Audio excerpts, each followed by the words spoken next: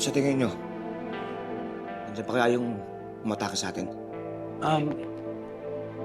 Mas mabuti siguro kung lumabas muna ako. Tignan ko kung ligtas na tayo. Tsaka, ipagluluto ko rin si Tanggol para gumaling na po siya kaagad. Sige po. Ingat ka. Mag-ingat ka.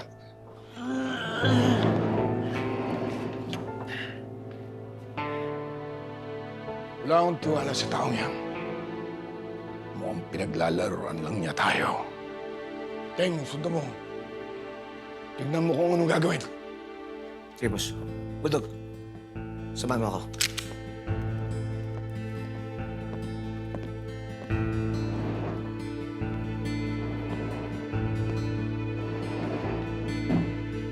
Mapaglaruan tayo dito, ah. Ito pa matuluyan ng anak ko. Kailangan makaalis kaagad tayo dito.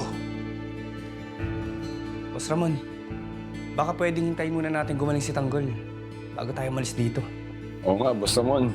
Baka mamaya, mas lalo na lumala ka na gaya ni Tanggol. Thanos, pag manatili tayo dito, baka lalo mas mapahamak ang anak ko.